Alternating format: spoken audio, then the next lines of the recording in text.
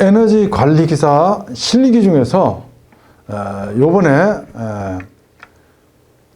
필답형 플러스 동영상 시험 문제에서 동영상이 없어지고 필답형으로만 해가지고 시험 문제가 이제 바뀌었습니다. 그래서 그거에 따른 특강용으로 해서 필답형 문제 200문제, 그 다음에 단답형 문제 300문제 해가지고 도합 500문제를 준비해서 여러분들과 함께 한번 공부하도록 그렇게 하겠습니다. 자, 먼저 기존의 필답형 실기 문제는 필답형 플러스 동영상 시험이었습니다. 그렇죠?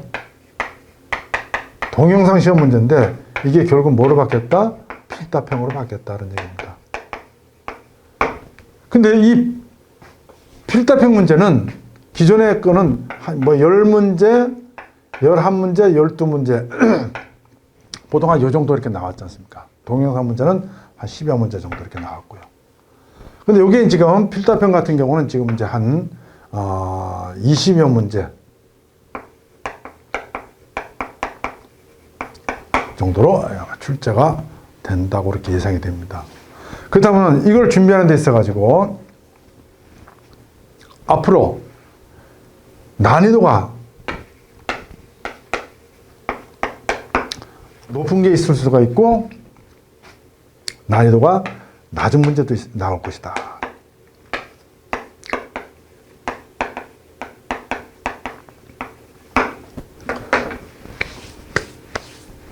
그럼 여러분들이 이제 새로 바뀐 필답형 시험 문제를 준비하는 데 있어서 어떻게 준비해야 되느냐? 앞으로 이제 가장 중요한 것 자체는 계산 문제는 포기해가지고는 절대 합격할 수가 없는 겁니다. 그래서 이 정도 같으면 이제 보통 계산 문제가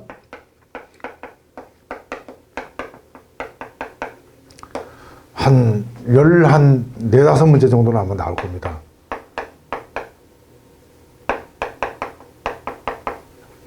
물론 계산 문제가 이제 아주 간단한 계산 문제에서부터 해가지고 난이도가 있는 그런 계산 문제가 나오겠지만요. 그렇다면은 나머지 대여섯 문제는 이제 뭐에 단답형으로 나오는 것이다. 이 단답형이라는 것은 가장 기본적인 것들, 내용을 어떠한 내용을 알고 있느냐 없느냐 이런 것들을 물어보는 것들입니다. 그래서 이것도 역시 준비를 철저히 해야 되는 것이다. 이런 얘기입니다. 그래서 요 문제는 계산 문제에 관계되는 것들을 여러분들이 준비를 하셔야 되는 것이고요. 자, 요 문제는 심지어는 뭐 기능사의 가장 기본적인 문제라든지 이런 것들 단위에 관계되는 문제, 보일러 종류에 관계되는 문제, 열의 전달 방식에 관계되는 문제, 뭐 이런 것들 있지 않습니까? 보온제에 관계되는 문제, 이런 것들 자체를 총망라해 가지고 가장 기본적인 것까지 시험 문제가 출제가 될 수 있는 겁니다. 그래서 어느 하나를 포기해서는 안 되기 때문에 특히 이 단답형 문제는 다 맞추고 가야 된다는 얘기입니다. 그렇죠? 그래서 그렇게 염두에 두시고 이번에 준비한 필답형하고 단답형 문제, 그 다음에 기존에 있었던 동영상 문제는 그러면 안 해도 되냐? 절대 그렇지 않습니다. 여러분들 중에서 현업에서 이렇게 현장 경험이 있어가지고 보일러라든지 어떤 그런 공기 조화라든지 이런 냉난방 관계 업무에 익숙하신 이런 분들은 뭐 크게 문제가 안 되겠지만은 여기서 시험 보시는 대부분의 분들은 현장 경험이 없으신 분들이 많습니다. 그래서 그런 분들은 실제로 보일러, 심지어는 펌프가 어떻게 생겼는지, 라지에타가 어떻다든지, 뭐 이런 것들이 있지 않습니까? 공조기가 어떻다. 한 번도 구경 못 하신 분들 많습니다. 심지어 뭐 파형노통, 보일러의 파형노통 어떻고, 뭐 이런 것들, 내화벽들이 어떻고 이런 것들을 한 번도 보지 못한 분들 많습니다. 그래가지고 시험 보는 겁니다. 그런 분들이 많죠. 그러니까 그런 분들은 동영상의 문제 자체를 익히면은 굉장히 도움이 되는 겁니다. 그리고 다시 한번 2번, 3번 공부할 때 머릿속에 이렇게 들어와 가지고 정확하게 어떤 개념 자체를 정립할 수가 있는 겁니다. 간접 경험을 통해서. 근데 그거 안 하고 그냥 넘어가면은 실제로 그냥 파형노통의 특징이 뭐냐, 갤러웨이간의 특징이 뭐냐, 뭐 급수내간의 특징이 뭐냐 이런 거 할 때 그냥 무작위로 그냥 외워가지고 답을 써야 되는데 그렇게 하는 것보다는 좀 잠시 시간 내가지고 동영상 공부도 이렇게 한다든지 이렇게 해가지고 익혀주시는 게 굉장히 도움이 된다는 얘기입니다. 그리고 동영상 안에 시험 문제가 전부 동영상 문제냐? 아니란 얘기입니다. 그 동영상 안에 보면은 문제가 여러분들 보시면 아시겠지만은 전부 계산 문제도 있고 단답형 문제도 있고 굉장히 많습니다. 그러면 예를 들어서 동영상 문제 예를 들어서 하나를 비교해 보자면 뭐 맥도날이 하나 딱 나왔습니다. 맥도날이. 자, 그럼 맥도날드 이거 뭐 하는 거냐? 어? 그 맥도날드 이게 뭐 하는 거예요? 저수위 막아가지고 보일러 사고를 예방해 주는 거 아닙니까? 그렇죠? 그러면 맥도날드라는 것 자체를 하나 공부하면서 그 밑에 있는 내용, 부수적인 내용 자체는 여러분들이 공부를 해놓으라는 얘기입니다. 이렇게. 그래서 내화벽돌도 뭐 딱 나오면서 이 내화벽돌 전에는 이게 뭐냐? 그럼 내화벽돌이다. 내화벽돌이 갖춰야 될 성질이 뭐냐? 내화물이라는 것은 SK 몇 번부터 내화물에 들어가느냐? 이렇게 구분했을 때 그런 것들 자체를 SK 26번 이상이다. 이렇게 딱 띄워가지고 공부를 해 놓아야 그 부분은 이 단답형에 나오는 문제라는 얘기입니다. 그래서 동영상에 있는 문제 하나도 허투루게 버릴 것이 아니고 동영상 시험 안 본다니까 동영상 파트를 제외하고 공부하시는 분들인데 절대 그렇게 하면 안 됩니다. 주는 이게 공부를 하더라도 동영상 쪽에 공부를 하게 되면 그 시너지 효과가 돼가지고 공부 준비를 하는 여러분들에게 큰 도움이 되는 거기 때문에 동영상 문제도 한 번씩 꼼꼼히 이렇게 확인해 보시고 넘어가 달라라는 부탁의 말씀을 드리도록 하겠습니다. 따라서 지금 기존에 있는 교재에다가 강의 내용에다가 특별히 이번에 500문제까지 준비해가지고 여러분들이 철저하게 준비를 하신다면은 어떠한 문제가 출제가 된다고 하더라도 충분히 좋은 성적 낼 수 있을 거라 이렇게 확신합니다. 그래서 요번 특강 문제하고 같이 해서 철저하게 한번 공부를 준비해 주시고 좋은 결과 있으시길 바라겠습니다. 이번 시간에는 에너지 관리 기사 단답형 예상 문제를 한번 풀어보도록 하겠습니다. 그래서 앞전에 필답형 문제는 전부 계산 문제로 준비를 했다면은 이번에 이제 단답형 문제는 기본적인 어떤 그 지식이라든지 그다음에 어떤 내용 이런 것들을 이론적 내용 같은 거 이런 것들 자체를 뭐 구조라든지 종류라든지 특징이라든지 그다음에 뭐 어떤 이러한 기본적인 개념들 자체를 물어보는 그러한 단답형 문제도 나오기 때문에 그런 것들에 대해서 별도로 또 준비를 한 겁니다. 그래서 요 내용하고 그다음에 앞전에 우리가 교재에 나왔던 그 내용들하고 같이 이렇게 연결해가지고 한번 공부를 해주시면은 충분히 공부할 수 있지 않을까 이렇게 생각을 합니다. 자, 그래서 한번 문제를 풀어보도록 하겠습니다. 특히 이 단답형 문제는 앞에 필답형이라든지 그동안 쭉 강의했던 그런 내용들은 한 문제도 거의 빼놓지 않고 다 문제를 여러분들에게 풀어드렸습니다. 그렇지만 이거는 계산 문제가 아니고 여기에서 나왔던 이런 내용들은 앞에서 한 번들 대부분 다 공부했던 내용들이기 때문에 여기서 일일이 뭐 이렇게 설명해가지고 시간을 끄는 것이 아니고 가장 간단한 그런 답에 대한 요약이라든지 이런 정도로 소개해가면서 해드리고 여러분들이 이러한 내용들을 정리된 답안을 보면서 여러분들 걸로 만들어가는 그런 과정이 필요하다는 거 말씀드리면서요. 특히 이제 접하지 않은 것들은 여기서 충분히 설명을 해가면서 넘어가도록 그렇게 하겠습니다.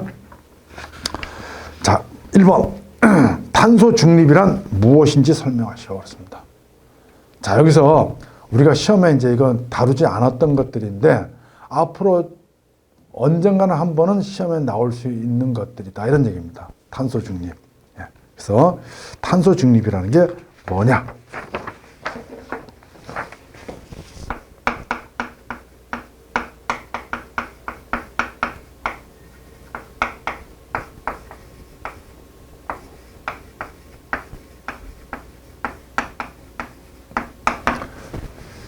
자, 탄소 중립이라고 하는 것 자체는 결국 탄소 제로라는 얘기하고 같은 마찬가지입니다.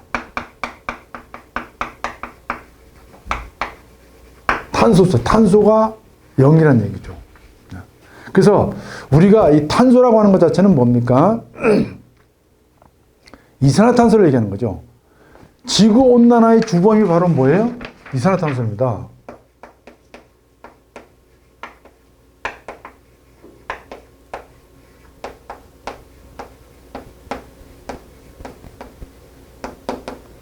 네, 지구온난화의 주범이 바로 이산화탄소잖아요. 그죠?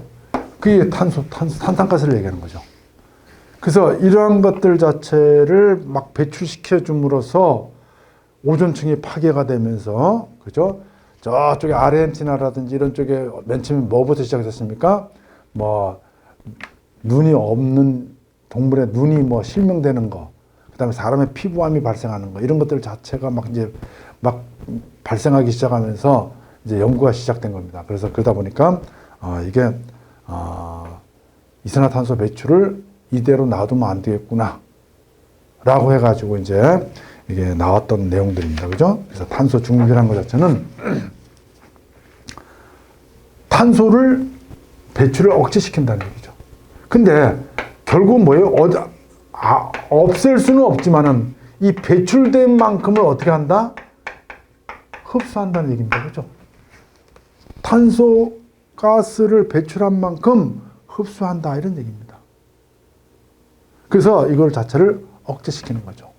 그거에 대해서 우리가 할 수 있는 것들이 뭡니까? 뭐 예를 들어서 자, 나무를 많이 심는다든지, 그죠? 나무를 많이 심으면 뭐예요? 산소가 많이 배출될 거 아닙니까? 그렇죠? 이산화탄소를 흡수하면서. 그 다음에 무슨 재생에너지를 쓴다든지, 그죠? 파력이라든지, 풍력이라든지, 지열이라든지, 그 다음에 무슨 태양광이라든지, 그죠? 태양열이라든지, 그 다음에 조수간만의 차를 이용한 파력이라든지, 이런 것들 있지 않습니까? 이런 것들이라는 것은 뭐예요? 에너지가 무궁무진한 겁니다. 없어지면 또 생기고 또 생기고 하는 것들. 자연을 훼손시키지 않으면서. 이런 것들이죠. 그 다음에 또 그런 능력이 안 되는 사람들은 돈으로 사는 겁니다. 뭐를? 탄소 배출권을.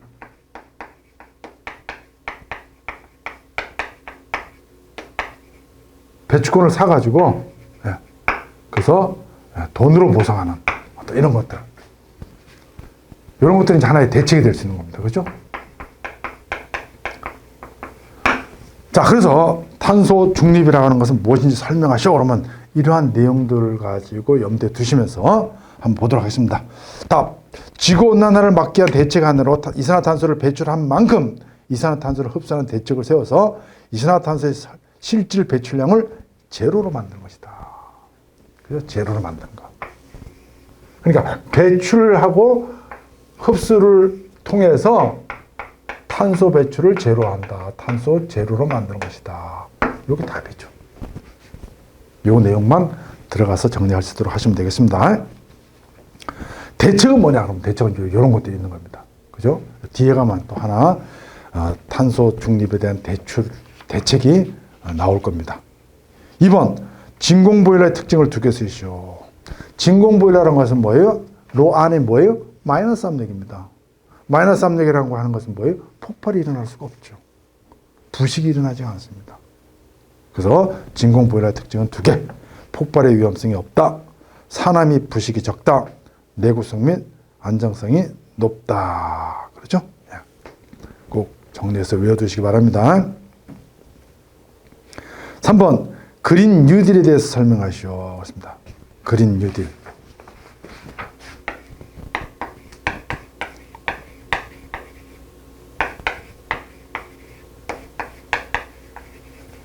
자, 이 우리 옛날에 루스벨트 대통령이 뉴딜 정책을 썼습니다. 거기서 따온 내용들이죠. 그린이라고 하는 것은 항상 뭡니까? 환경에 관계되는 겁니다. 그렇죠? 환경에 관계되는 것. 그래서 이거는 그린 뉴딜이라는 것은 환경과 사람이 주축이 되는, 그렇죠? 환경과 사람이 중심이 되는 그러한 발전을 얘기하는데 결국은 뭐예요? 저탄소 경제 구조다. 이게 중심이 되면서 저탄소 경제 구조다.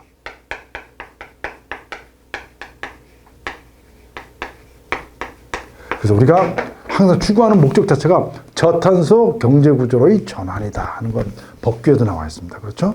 그래서 저탄소 경제 구조다. 한번 읽어보겠습니다. 환경과 사람이 중심이 되는 지속 가능한 발전을 의미하며 화석 에너지라는 것은 석탄이라든지 석유라든지 쓰고 나면 고갈되는 것들 있지 않습니까?